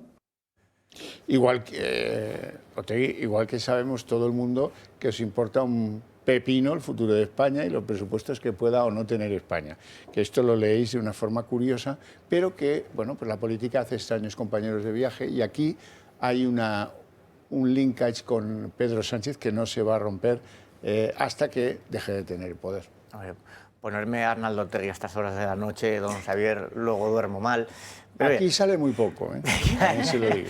A ver, Otegi es lo que es, no lo vamos a descubrir ahora, pese a toda la campaña de blanqueo que están haciendo, te lo quieren vender ahora como un demócrata de toda la vida, ¿no? Él se va a mover por su propio interés. Es decir, cuando en su momento lo que querían y lo que necesitaban era asesinar socialistas, asesinaban socialistas. Y cuando lo que querían y necesitaban era pactar con socialistas, pues pacta con socialistas, porque ¿con quién van a mejor estar que con Pedro Sánchez, que los ha blanqueado, los ha hecho socios del gobierno, ha hecho leyes para que salgan rápidamente de la cárcel, los etarras, ¿no? se reproducen los onguietorris en todo el País Vasco y además la hegemonía nacionalista es cada vez mayor. Entonces, Otegi es lo que es. Los que no tienen escrúpulos son los socialistas, que son capaces de aguantar, soportar y aceptar esto. Entonces, a que hay que señalar es a los socialistas, no a Arnaldo Otegi, que al final es un secuestrador, fue miembro de ETA y tiene a etarras con crímenes de sangre, los lleva en las listas electorales de Bildu, que Bildu sigue siendo el brazo político de ETA, por mucho que haya una campaña infame de blanqueo, porque lo necesitan, igual que en el momento necesitaba la amnistía y la blanquearon también. Mónica. A mí lo que me parece es que Otegi no tendríamos ni que estar escuchándole porque debería estar ilegalizado, debería de estar en la cárcel y al final me parece lamentable y muy triste, ¿no?, ver cómo los enemigos de España, quienes tanto daño han hecho a la nación, sean quienes son los socios hoy del gobierno y efectivamente pues muestra toda su voluntad para seguir para aprobar esos presupuestos y para seguir siendo socio de Pedro Sánchez, porque ¿dónde va a estar mejor que en el gobierno de España? Es que además hay más de 300 asesinatos todavía sin resolver y Otegi tendría mucho que decir sobre eso, porque controlando la cúpula y sabiendo los ambientes en el que se mueve, tendrá información. Yo estoy seguro de que la tiene. Igual que decía, ¿no?, yo cuando mataron a Miguel Ángel Blanco, pues estaba en la playa, ahí tranquilamente y tal, pude hacer alguna llamada, intenté parar las cosas. Otegi sabe cosas. O sea, Otegi es el que manda en Bildu, era lo que era antes Batasuna, y podría colaborar con la justicia. De hecho, antes habría privilegios en lo que se llamaba la ruta... no me acuerdo ahora, era una serie de privilegios de los etarras que podían salir de la cárcel si colaboraban con la justicia, tenían una serie, pero se les iba acercando al País Vasco si seguían una serie de vías, bueno, al arrepentimiento, etc. Ahora ya ni hace falta ni que se arrepientan, ni que colaboren con la justicia, ni nada. Los han acercado a todos ya. Bueno, volveremos a este punto porque nos queda ver el lado catalán de todo esto, ¿no? Qué es lo que dice ella o cómo están haciéndole la cunita en términos de condonación de deuda, que es de lo que vamos a hablar. Así empecemos el mes de septiembre. La gran prioridad del mes de septiembre es cómo hacemos para condonarle 17.000 millones de deuda a Cataluña sin que los demás se vuelvan locos. Pues a algunos le darán 400, a otros 600 y a otros 800 y a Cataluña 17.000. Eso va a ser así. Como mucho, para no dar el cante, puede que empaten lo que le dan a Cataluña, un poquito menos, con lo que le dan a Andalucía. Pero desde luego hay que hacer memoria de lo que fue aquel frente común de los líderes del PP en las autonomías. No, bajo ningún concepto, esto es un agravio, tal cual. Venir a negociar, que también habrá para vosotros. Oye, mano de santo, ir a negociar, asignarles una reducción de deuda misérrima comparada con la catalana y yo no he vuelto a oír a nadie que diga que esto es indecente, inmoral, bueno, con la excepción de Isabel Díaz Ayuso, que digamos que va por libre, ¿no? Bueno, además de todo eso hay que hablar también de que algo está cambiando, algo está percibiendo el gobierno de haber sido hecho un día malo. Antes en las fábricas de coches decían que este es un hijo del lunes, cuando un coche salía de las cadenas de montaje el lunes, se llamaba hijo del lunes, porque eso justificaba todo. Bueno, aquí ha habido una gestión hija del lunes, que es entregarle a una compañía china, Huawei, perseguida en 5 países por espionaje industrial, entregarle algunos contratos de custodia de las grabaciones, de temas de seguridad, tanto de la Guardia Civil como de los juzgados o de la Policía Nacional. La cosa es que parece que el gobierno está empezando a rectificar y que a última hora, ya veremos si tenemos que pagar algún penalti incluso, se están cancelando algunos contratos para adquirir equipos de Huawei relacionados con la defensa. Huawei, por cierto, es una compañía que pues quiso gran cliente de aquel de acento, de Pepiño Blanco y tal. Bueno, esta compañía quiso tener el desarrollo de las 5G, en España no lo consiguió, pero bueno, estaba dispuesta a hacer, por ejemplo, antes lo hemos hablado, a hacer vicepresidenta ejecutiva de Huawei a la pareja de Álvarez, que de móviles sabe lo que yo, ponerlos en on o en off. Pero bueno, ¿eso qué importa? Luego, como decíamos en la información, la llevaron a Cruz Roja, donde tampoco es que sea necesario saber poner tiritas, y al final al Consejo de Ispasat, donde los cohetes los ves pasar, con lo cual no pasa gran cosa. Bueno, esto de Huawei, este lapsus que ahora nos distancia de, por ejemplo, de la administración Trump, ¿fue un error o fue un acto que depende de esas maniobras orquestales en la oscuridad que también son capaces de urdir todo lo que está en los entramados del Partido Socialista? Sí, bueno, yendo un poco hacia atrás en cuanto a lo de la deuda en Cataluña, es curioso, ¿no? Porque los que se le llenan la boca siempre de igualdad, de solidaridad, nunca ponen en cuarentena o nunca se cuestionan el régimen foral navarro, el sistema tributario del País Vasco, quiero decir, la fiscalidad del País Vasco, que eso no tiene nada de igualdad, ¿no? Las comunidades más perjudicadas son siempre las más desfavorecidas, Extremadura, Asturias, etcétera, que son los que van a pagar todo esto. O sea, España no es asimétrica por completo. Entonces, respecto a lo de Huawei, claro, ahí volvemos otra vez a la figura de Zapatero como lobista de China, y esto tiene repercusiones también en el gobierno de Pedro Sánchez. Luego nos quejamos de que si España no tiene peso internacionalmente y que si Trump nos margina, que si Europa pasa de nosotros, pero sí es lógico, si España ella sola se está posicionando con este tipo de movimientos, con este tipo de jugar con las empresas, está diciendo, nosotros preferimos a los BRICS, preferimos a China, que Xi Jinping pues, va a invertir mucho en España, tiene mucho dinero, es una especie de comunismo de mercado, ¿no? Son comunistas para la represión y para la falta de libertades, pero luego son capitalistas a la hora de abrirse a determinados mercados, así un poco a su manera. Es lógico, es decir, España está en la posición que ella sola se coloca, nadie nos está ninguneando, nos está haciendo de menos. El gobierno de Pedro Sánchez es el que está dejando a España a la altura del betún. Sí, bueno, lo primero, volviendo atrás también en cuanto a la cuestión catalana, pues deja de manera muy clara cómo pues, hay españoles de primera y de segunda, ese estado de las autonomías es lo que ha derivado, y al final pues los catalanes tienen unos privilegios, y lo vemos no solo con esta cuestión, sino por ejemplo con la cuestión del reparto de menas, como Cataluña no se ve obligada a cogerlos, pero Madrid, por ejemplo, sí. Y eso pues lo deja de manera muy evidente que son unos privilegiados. Y luego, pues en cuanto a la cuestión de Huawei, yo sobre todo pongo toda mi desconfianza en lo que sea derivar a tecnológicas chinas cuestiones soberanas de España, de nuestra defensa, de nuestra soberanía tecnológica, al fin y al cabo, y España lo que tendría que ser es soberana en este sentido y no depender de terceros. Bueno, vamos a desengrasarnos un poquito porque quiero que conozcan la dificultad con la que se van a encontrar 5 millones de vehículos que vuelven a sus hogares y que bueno, pues que se van a encontrar en las carreteras que están hechas trizas, están hechas polvo.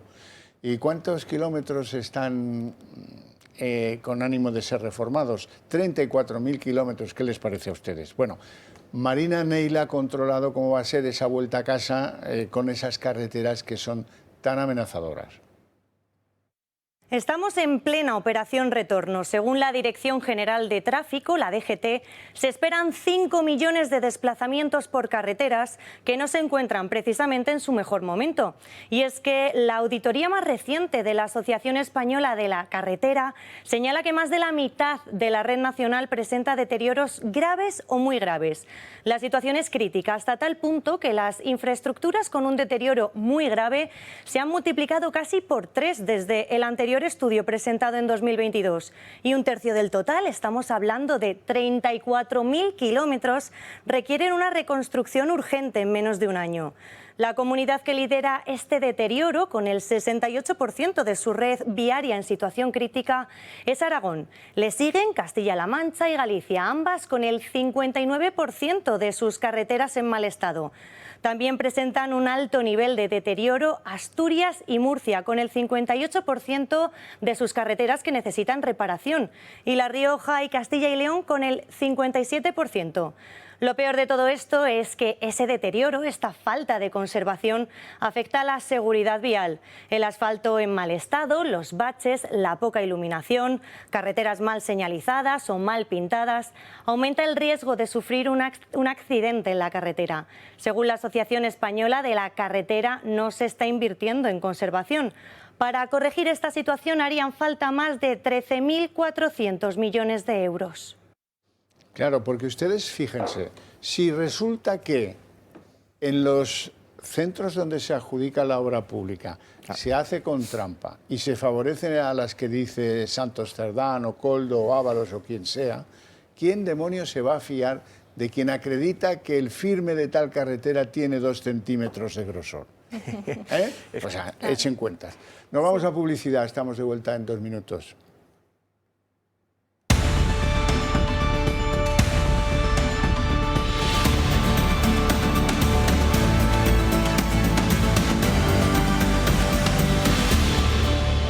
Bueno, yo les decía, y me temo que no me voy a equivocar, que la primera gran noticia es que han llegado a un acuerdo para absorber la deuda de las comunidades autónomas, sobre todo de aquellas que están infrafinanciadas, bla, bla, bla, bla, bla, cuento chino tras cuento chino, que es todo el montaje que han tenido que organizar para reducirles la deuda a los catalanes en 17.000 millones de euros.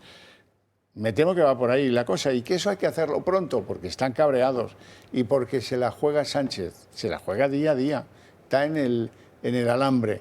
Y hoy ha dicho Montero cosas que son imprescindibles de conocer para valorar esto del reajuste de la quita de la deuda.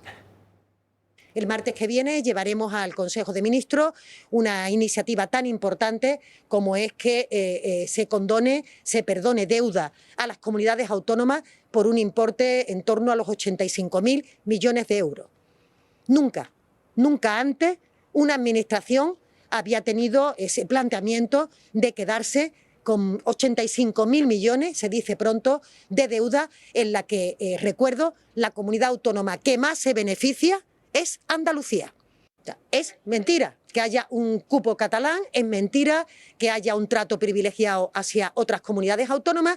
Yo no defiendo los intereses de nadie en particular, sino de todos en general. Y esto significa que el modelo de financiación que se impulse tiene que contar con mayores recursos para todas, insisto, para todas las comunidades autónomas. Claro, y yo me tengo que creer que eso es casualidad, que tú seas la candidata del PSOE a las elecciones andaluzas, va a venir a ser una casualidad. Y si además Andalucía y Cataluña están en el rango de 17.000 millones de condonación de deuda, ¿qué me dices del tercero? Porque si está por debajo de 1.000, no te creeré. ¿Estamos? En fin, Mónica, ¿cómo ves el anuncio de...? Yo no sé quién se cree esto, sí, pero vamos, que a mí no me engañan. O sea, no sé muy bien. Ha dicho que a quien más va a beneficiar es Andalucía. Eso ha dicho. Pero luego ha dicho que todos somos iguales. Entonces, a mí hay algo aquí que no me cuadra. Ya, sí. ¿No? Esto no cuadra, lo mires como lo mires. Yo creo que lo que más indigna es la desvergüenza de esta gente, el desparpajo con el que tratan a la gente de imbécil. Quiero decir, ¿quién se cree esto? Lo peor de todo es que sí que es por el cupo catalán, para quitar la deuda a los catalanes, porque necesitan de esos votos para seguir en el gobierno, pero te lo venden como un logro, te lo venden como diciendo, es que encima te estoy haciendo un favor, andaluz, fíjate. Y que nunca un gobierno se ha atrevido a una desfachatez. Claro. Mira, es que... Vamos a ver, en términos de gestión de lo que es de todos, que es el dinero público, lo lógico es que se estimule la virtud, no que no se estimule al que conduce por el lado contrario de la vía. Y aquí el que se ha endeudado bestialmente y no ha sido virtuoso en el camino de la administración pública, ahora queda relegado, no le dan nada porque, claro, como tú lo has hecho bien, pues amórrate. Y los demás que han estado gastando a las puertas, vamos a comerles 17.000 millones a estos chicos porque... ¿Por qué? Porque nos sigue siendo absolutamente imprescindible su apoyo parlamentario. Es evidente. Es que escuchar a Montero o a cualquier miembro de este gobierno es una experiencia radicalizadora. Es como lo que hablamos antes de las carreteras, ¿no? Pensaba que ibas a decir que te vuelve tonto. No, no hay peores... O sea, hagan un viaje ustedes por España por carreteras, vean el estado del asfalto y tu opinión sobre el Ministerio de Hacienda y sobre el Ministerio de Fomento va a cambiar a peor radicalmente. No, además, yo sobre todo pienso que hacer un viaje en carreteras también sirve para ver el deterioro de lo que ha supuesto tener a este sistema de bipartidismo durante 40 años de turnismo entre el PP y el PSOE, ¿no? Basta con hacer un viaje por la carretera para ver lo que ha supuesto ese deterioro. Y además que cambia el asfalto según cambies de una comunidad a otra. A veces estás por Castilla y León, pasas a Asturias, ¡pum!, una carretera totalmente distinta. Pero evidentemente esos baches, esos defectos del asfalto también es una cuestión de seguridad. Es decir, te juegas la vida. Pasas ahí una velocidad, pasa una moto, pasa y... Claro, si la carretera está peor vas a ser también las condiciones por las que conduces. Bueno, el camino virtuoso se abandona con acontecimientos como este. Te voy a limpiar, te voy a hacer una quita de deuda de 85.000 millones, ¿para qué? ¿Para que el reloj se ponga en marcha al día siguiente y volvamos a estar en las mismas dentro de 2 años? Porque eso es, con eso no fomentas el que la gente se impregne de la cultura de que eso lo va a tener que pagar alguien algún día, ¿verdad? Bueno, y mientras tanto, ¿en qué andan los socialistas catalanes representados por el presidente de la Generalitat, Salvador Illa? Pues andan en el jaleo para que la amnistía complazca a sus aliados de viaje, tanto Esquerra como Junts, como el resto de los independentistas. Illa dice que hay que hacer verdad en la calle lo que ya es la ley de amnistía, verdad, pero solo sobre el papel. ¿Y qué estorba? Pues algunos jueces que se han puesto ahí y han parado el efecto de la amnistía, que no es tan feliz como se preveía y que sobre todo mantiene a Puigdemont encerrado en Waterloo, que está de los nervios. ¿Qué és el que dice ella? Finalment, l'aplicació efectiva i completa de la llei d'amnistia, que és una decisió que han pres el procediment acordat, que han pres qui li correspon prendre, que és el poder legislatiu, el poder dels diputats, i que s'ha d'aplicar, i demano que s'apliqui, com he fet ja reiteradament, amb diligència al poder judicial. Aquest curs polític ha de veure també efectivitat, el desplegament efectiu de la llei d'amnistia. O sea, que según este hombre hay un poder social, no sé si está hablando de la Caixa, lo dejamos enseguida. Hay un poder social en Cataluña que también exige, oiga, que amnistíen y que se pase el trapito por todos los delitos que se pudieran haber cometido en ese procés y que con esa voz suave, para nada inocente, lo que está reclamando es que los jueces hagan lo que se les ordena, no lo que les parece hacer, ¿no? Mónica. Pues muy pronto tendremos ese pronunciamiento sobre la amnistía y ya hay quien apunta que quizás una última esperanza pueda ser el pronunciamiento de la Comisión Europea, de la Unión Europea, sobre si esta ley de amnistía, que efectivamente va en contra del derecho comunitario, y ese pronunciamiento pueda servir para frenarla, aunque teniendo en cuenta quienes nos gobiernan en Europa, en la Unión Europea, dudo mucho que pueda servir para algo, ¿no? Bueno, de Salvador Illa, colocarlo ahí, yo creo que fue una jugada tremenda y muy buena de Pedro Sánchez, porque dice, mira, a los catalanes, os vamos a dar la amnistía, os vamos a dar también el concierto fiscal, os vais a controlar la Hacienda, os vamos a dar hasta los pinganillos, os vamos a permitir la persecución lingüística, ¿no? El totalitarismo lingüístico, para que hasta una heladería que hable en español podáis ir a por ellos y sin problema. Pero a cambio, pues vais a votar a Salvador Illa porque yo he conseguido la amnistía. Y además Salvador Illa ha estado de ministro de Sanidad atacando a Madrid constantemente y han colocado su candidato ahí, que es un candidato del PSOE, del PSC, pero que es un candidato nacionalista. Está ahí para contentar a Puigdemont y para hacer lo que Pedro Sánchez diga a través de Puigdemont, los 7 votos, etcétera. Por eso está ahí. Aparte que me parece un tío muy siniestro, así con esa pinta que tiene de enterrador, ¿no? De sepulturero, y su papel en la pandemia, que parece que fue tan lejano, de vez en cuando es bueno hacer también memoria, porque eso es una verdadera memoria histórica, que es memoria reciente. Pues sí, bueno, la verdad es que el gobierno de Illa cuelga de Esquerra Republicana y el gobierno de Sánchez cuelga de Esquerra Republicana y de Junts. Eso es lo que es imborrable, lo único que está claro en este asunto. Ahora bien, llegará un punto, y eso lo tienen que determinar, os pregunto, los poderes judiciales, llegará un punto, por ejemplo, el momento en el que convoquen a juicio, sienten en el banquillo a Begoña Gómez, llegará un punto en el que a estos señores, tanto a Esquerra como a Junts, si no hay promesa de recibir algo súper espectacular, que podría ser el sí a un referéndum sobre la independencia, que sería para ellos un paso relevante, pues para ellos, como digo, va a estar en una balanza, en un fiel, el que no sale más a cuenta.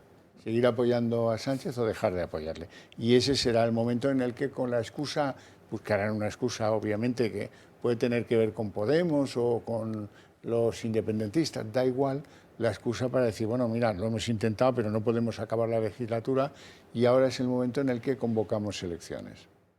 No sé yo si convocarían elecciones. Yo creo que preferirían seguir ahí todo lo que puedan y más. No, bueno, pero si le cortan la gasolina a los de Esquerra o los de Junts, no le queda otra. Pero yo creo que las concesiones por parte del Partido Socialista seguirían, ¿no? No lo sé. Hay momentos en los que uno salta del avión cuando el avión va volando así, ¿eh? También te lo digo.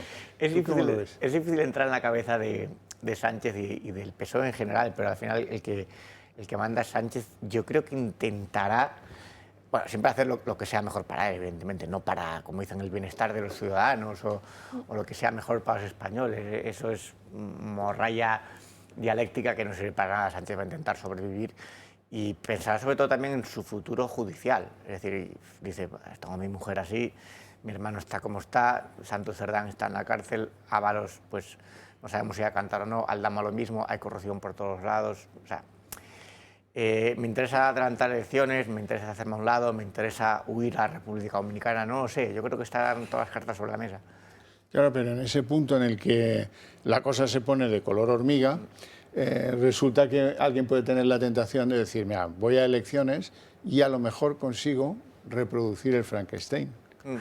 Cuidado, ¿eh? Sí, pero los números, las encuestas de momento supuestamente no dan. Está difícil. Claro. Está difícil. Entonces no lo sabemos. Iremos viendo.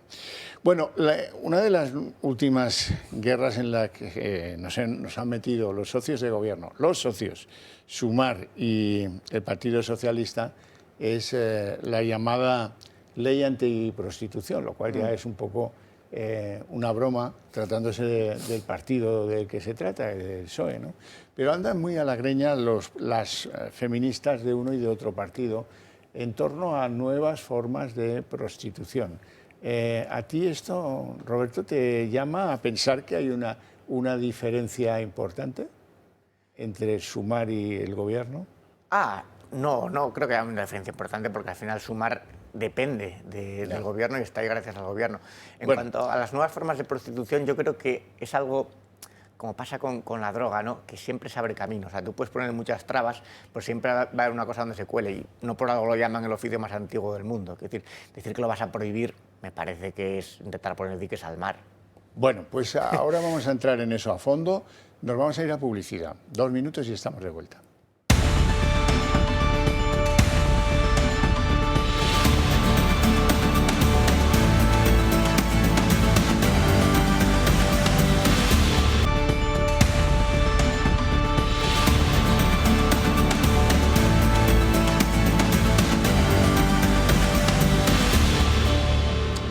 Nos habíamos quedado en el encontronazo entre las feministas del PSOE y las feministas de Sumar y otras feministas a propósito de unas nuevas formas sociales, el OnlyFans, que para algunos son prostitución, para los socialistas son prostitución. Y en una ley que, si nos vamos a reír mucho, si la consiguen tirar para adelante, resulta que tendrán que hacer algo con Sabiniano y tendrán que hacer algo con los que han colaborado prestándole locales a Sabiniano. Estoy hablando de Muface, de la aseguradora de los funcionarios públicos, que le cedió una planta entera donde estaban las habitaciones de las saunas gays. Bueno, de la ley de la trifulca que se ha organizado a propósito de sus primeros borradores, nos lo va a contar Marina Neila, cuando quieras. Pues sí, Orcajo, en cuestión de días el PSOE va a presentar en el Congreso de Ministros una ley para abolir la prostitución en España, ¿no? A raíz del escándalo de los audios con los que Koldo García le ofrecía a Ábalos diferentes mujeres. Y ya se ha chocado Pedro Sánchez, ¿no? Dentro de su equipo de coalición con Sumar. Y esta pues va a ser una vez más, ¿no? Ya hay discrepancias con esta ley, desde Sumar ya han dicho que van a tener que negociar mucho, ¿no? Y ahí hay un vacío con el tema de OnlyFans, ¿no? Porque al final es una prostitución online y esa es ahora la cuestión. ¿Esto en qué consiste básicamente? ¿En ofrecer fotografías del cuerpo a quien las pague? Sí, OnlyFans al final es como una prostitución a distancia, ¿no? Ahí es relativamente nueva, no se conoce como los años, las décadas que lleva la prostitución. Se la cataloga como prostitución porque vende imágenes del cuerpo que eso no es, están... o sea, las mujeres al final ofrecen Y eso imágenes. a Sumar le parece mal, y además también le parece mal que se persiga a los usuarios de las clientelas de lo que podríamos llamar el negocio de la prostitución. Eso es, o sea, de hecho, Sumar ya ha dicho que no van a condenar a las mujeres a la precariedad, más aún. Esas han sido sus declaraciones. Bueno, pues un lío en el que se meten de cabeza porque quieren, salen mal parados como casi siempre, y mira, el daño que puede haber producido para el votante socialista, mejor dicho, para la votante socialista, lo que lleva en el capazo, Ábalos, Santos Cerdán, todo este lío, no lo van a corregir con una ley contra la prostitución, porque no tiene una cosa que ver con la otra. Es decir, que se han dado cuenta que ahora hay prostitución y ahora la quieren regular. Además es que es muy difícil porque estas nuevas formas de mercantilización sexual es a través de redes sociales, o sea, de aplicaciones, y controlar eso es más complicado que llegar a un burdel y cerrarlo como hacían antes con la ley seca. Oye, aquí venden alcohol, chapao. No, no es así. Y luego, respecto a lo que ejerzan unas mujeres, oye, no sé, mientras no haya trata de blancas, explotación sexual, etcétera, o estén en determinados sitios en contra de su voluntad, ponerle cuotas a eso es complicado y sería un debate curioso. Como curioso es que esté en esto Sumar cuando las mujeres, la mayoría de ellas ya saben que Sumar pertenece a la industria de género, es decir, al negocio del feminismo, porque el feminismo es un negocio, y que hay determinadas violaciones, delitos sexuales, incluso asesinatos, que las mujeres sufren y que según el autor o autores, Sumar calla y no dan ningún tipo de bombo a eso, y otras son sobredimensionadas si le interesa políticamente explotar ese caso. Entonces ahí está Sumar de nuevo en la hipocresía tan habitual de estos comunistas. Mónica. Sí, el debate de la prostitución, desde luego que es algo muy complejo, ¿no? Pero sobre todo lo que a mí me llama la atención es cómo Sumar viene a intentar solucionar, ponerle un freno a esto con el Partido Socialista, sabiendo en el entorno del Partido Socialista lo que hay, ¿no? Con el tema de la prostitución. O sea, no sé, me parece un poco hasta parodia, la verdad. Sí, desde luego. Además que estamos hablando de mujeres que no ganan poco. O sea, bueno, que hay de todo, ¿eh? Dentro de OnlyFans, la gran vale. mayoría de mujeres que ofrecen estos servicios viven muy holgadamente y sin ninguna preocupación. Ya. Bueno, pues, ¿qué les diga? Si preguntan a Sumar, sí. cuáles son los regímenes, por ejemplo, que ellos consideran ideales o que apoyan económicamente y demás, pues muchas veces te lo dicen abiertamente. Ahora, ¿no? si preguntamos a Sumar, Cuba y demás, ¿cómo se puede vivir holgadamente, por utilizar tu adjetivo, y ser feliz en la vida? Pues siendo vicepresidenta del gobierno de Pedro Sánchez. Eso es mucho mejor que estar en ninguna red, ni en ninguna aplicación, ni en nada. No, lo que quiero decir es que los regímenes que ellos defienden, o los sistemas económicos que ellos defienden, son los que empujan a las mujeres a la prostitución de forma precaria. Estoy hablando de Cuba, estoy hablando de Venezuela y otros. Sí, bueno, y podríamos hablar también de España, porque trata de mujeres y prostitución, es decir, la misma cosa. Redes de narco, porque es que la mitad de la prostitución no se paga con dinero, se paga con droga, y hay que escucharlas a las pocas que tienen la posibilidad de hablar. Hay mujeres que ejercen la prostitución porque están siendo chantajeadas con lo que le pueda pasar a su familia en su país de origen, a las que les han retirado el pasaporte, que lanzan mensajes de desesperación a través de algún cliente con el que se genera una cierta simpatía, pero que es evidente.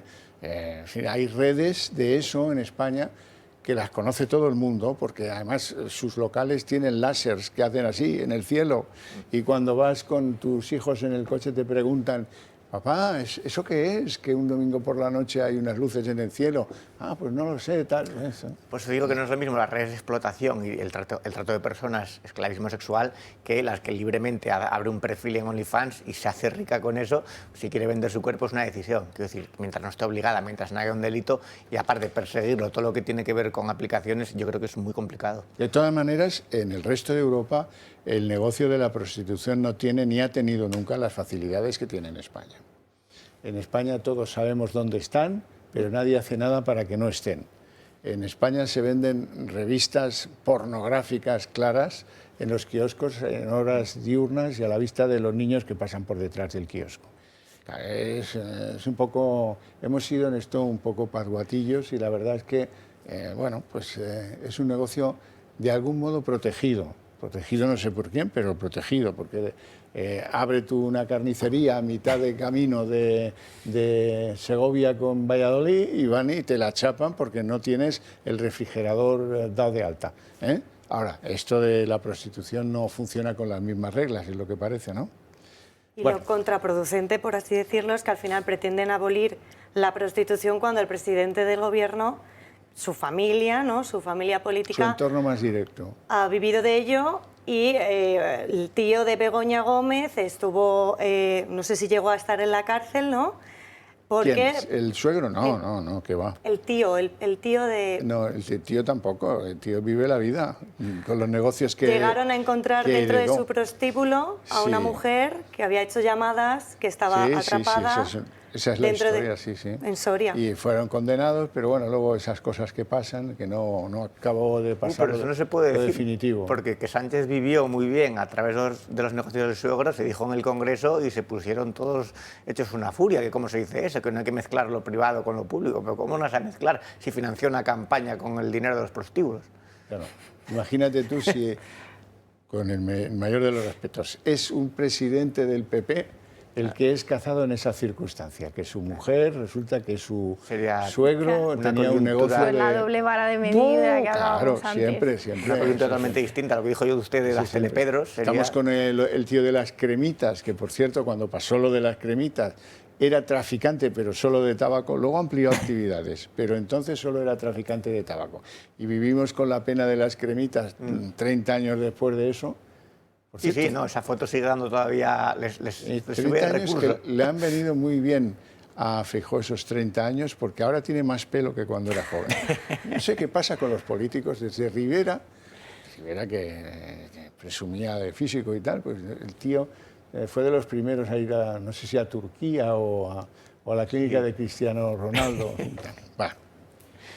En fin, que no... Marina Leila, muchas gracias por acercarnos a este rincón de actualidad que nos entretendrá y mucho en septiembre. No lo dudo. Ya veremos. Nosotros seguiremos con la caña del timón bien firme en el territorio de la corrupción, naturalmente. Y puestos a decir cosas que yo no quiero olvidar antes de que termine el programa, tengo que deciros que si estáis convencidos de que podemos ir más deprisa todos, si esas ideas que compartimos vosotros y nosotros, de las cuales tenemos voluntad de ser correa de transmisión, pues si nos apoyáis, nosotros las defenderemos y las extenderemos por el conjunto de las tierras de España, donde en muchos sitios no se nos puede ver, porque no tenemos señal allí, si no es por una televisión de pago, pues te queda fuera. Vamos a ir trabajando en eso y en varias cosas más para que tengamos la posibilidad todos de compartir esas ideas y de hacer que ayuden a dar un vuelco positivo a la situación de este país en tantas y tantas las cosas que nos parece que está en la ruina moral. Eso de la ruina moral no sé si ha quedado muy pomposo, pero muchas veces lo pienso y es así. No, yo creo que España está en una absoluta ruina moral en muchos aspectos, sí. Pero intentaremos mejorarlo, poniendo nuestro granito de arena, claro. Eso, con toda la modestia, pero con una fijación absoluta. Mónica, ¿estamos en una ruina moral o no? Yo creo que también, que estamos en una ruina moral, pero que hay esperanza. Yo creo que también hay que pensar que hay esperanza y que en unos años, poner la mirada a corto plazo no, pero a un medio largo plazo e intentar claro, revertir. ¿Cómo no vamos a pensar que estamos en una ruina moral cuando tenemos un gobierno constituido en base a acuerdos con formaciones políticas que buscan el daño a nuestro país? Los enemigos de España. Y a nuestra sociedad. ¿Cómo no vamos a pensar que estamos en una ruina moral si resulta que tenemos un presidente capaz de decir: me voy a pensar 5 días si continúo porque no me merecéis la pena, como Nerón, quemo la ciudad y luego me piro? Ahora se iba a pensar Andorra, que se piensa Andorra, muy bien ahí, rodeado de ¿Quién va a árboles Andorra, y Dios mío? ¿Quién va a montañas? Andorra? Los youtubers para no pagar impuestos. Vamos, seamos claros, ¿no? En un hotel de 5 estrellas se piensa muy bien.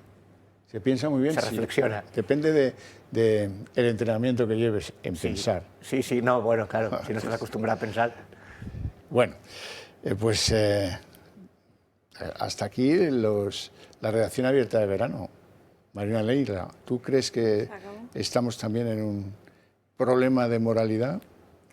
Sí, bueno, yo peco a veces de ser optimista y supongo que esto se revertirá y hay cierto optimismo, por así decirlo. Hay que creer en el futuro, hay que pensar que todo puede. Por supuesto, pero en fin, ya veréis ya. Cuando haya elecciones, si las gana quien parece, dicen las encuestas, que va primero en número de votos, el trabajo que va a tener ese hombre es hercúleo. Siempre que no se marque un Mariano Rajoy. Siempre que no se lo marque, que es lo típico y tradicional, en cuyo caso posponemos el problema, ese caso 4 años, y lo seguiremos teniendo encima de la mesa. En fin, bueno, oye, muchas gracias a vosotros tres por vuestra presencia tú, Marina, en los últimos minutos, y vosotros desde que empezamos la mesa de análisis político. Y a ustedes, que mejor que desearles un buen fin de semana, que es lo que nos merecemos todos. Hasta aquí, este es el cierre de la temporada, y el lunes empezaremos los horarios habituales, los programas habituales, casi todos ellos, y otra vez en marcha, porque el enemigo no arredra.